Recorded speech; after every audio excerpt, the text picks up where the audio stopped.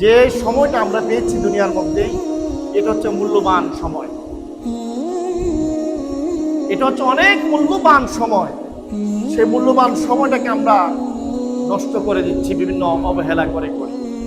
নামাজ না পড়ে, মিথ্যা কথা বলে, সুদের ব্যবসা করে, হালাল রিজিক অন্বেষণ না করে হারাম রিজিক অন্বেষণ করে আমাদের জীবনটাকে আমরা নষ্ট করে দিচ্ছি। মরার পরে বুঝলে কোনো কাজে আসবে? কথা বলেন। মারা যাওয়ার পরে বুঝলে কোনো কাজে আসবে? ওই সময় কোনো কাজে আসবে না। সময় থাকতে, হায়াত থাকতে হায়াতের মূল্যটাকে অবশ্যই দিতে হবে। আমরা অনেকে মনে করি আমি এখনো ইয়ং, এখনো যুবক, যখন বৃদ্ধ হয়ে যাব তখন বেশি ইবাদত করব।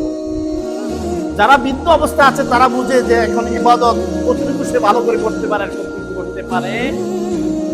এর জন্য যুবক বয়সে নামাজের প্রতি, ইবাদতের প্রতি মনোনিবেশ করতে হবে, যাতে করে বেশি বেশি আল্লাহকে সন্তুষ্ট